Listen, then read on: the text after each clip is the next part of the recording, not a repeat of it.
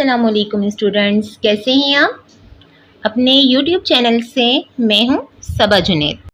آپ کو معلوم ہے کہ ہم یہاں اپنی اس چینل پر مختلف ایجوکیشنل ویڈیوز اپلوڈ کرتے ہیں۔ آج ہم آپ کے لیے ایک اہم سوال کا جواب لے کر آئے ہیں اور وہ ہے وضو کا طریقہ۔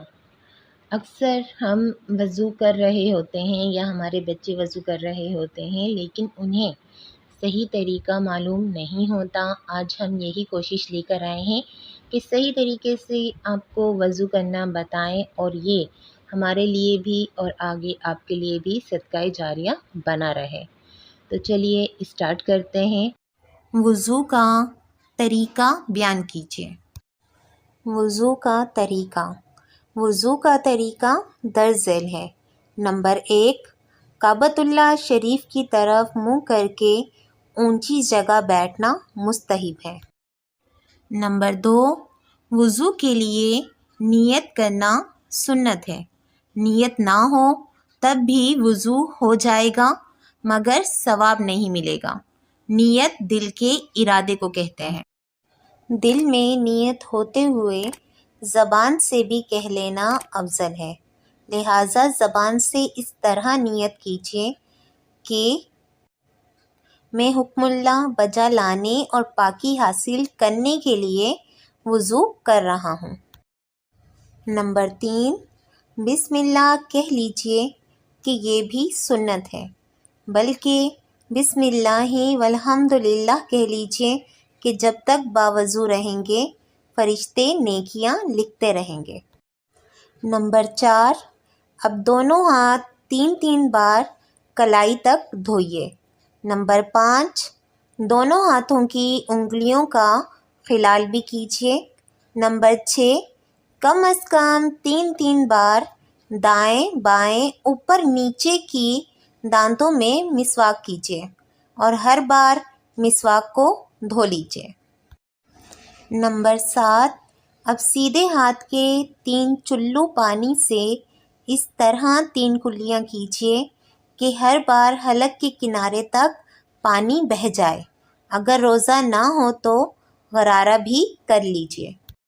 نمبر 8، پھر سیدھے ہی ہاتھ کے 3 چلو سے 3 بار ناک میں نرم گوشت تک پانی چڑھائیے اور اگر روزہ نہ ہو تو ناک کی جڑ تک پانی پہنچائیے۔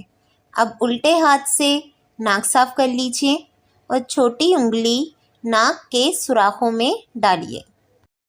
نمبر 9، 3 بار سارا چہرہ اس طرح دھوئیے کہ جہاں سے سر کے بال اگنا شروع ہوتے ہیں وہاں سے لے کر ٹھوڈی کے نیچے تک اور ایک کان کی لو سے دوسرے کان کی لو تک ہر جگہ پانی بہہ جائے۔ نمبر 10، پھر پہلے سیدھا ہاتھ انگلیوں کے سرے سے دھونا شروع کر کے کوہنیوں سمیت 3 بار دھوئیے۔ اسی طرح پھر الٹا ہاتھ دھو لیجیے۔ دونوں ہاتھ آدھے بازو تک دھونا مستحب ہے۔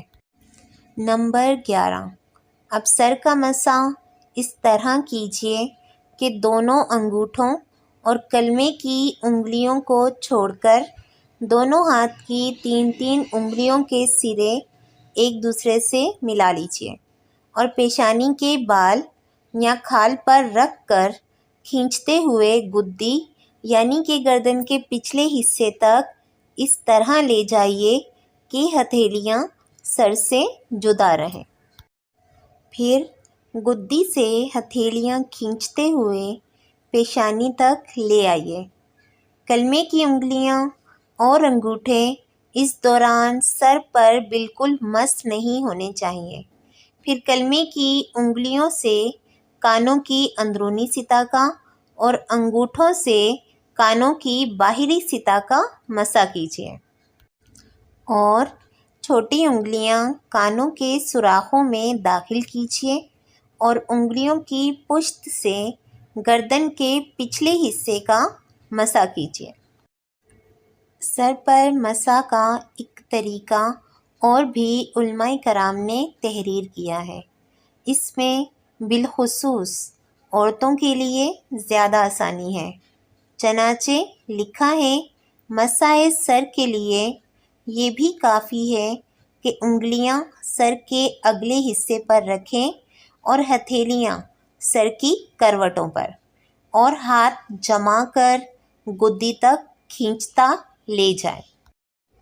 نوٹ: سر کا مسح کرنے سے قبل ٹونٹی اچھی طرح بند کرنے کی عادت بنا لیجیے۔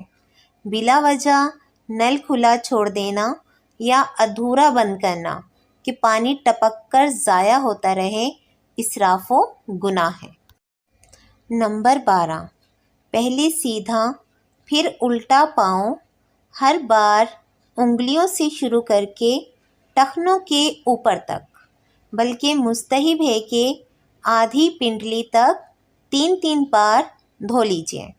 دونوں پاؤں کی انگلیوں کا خلال کرنا سنت ہے۔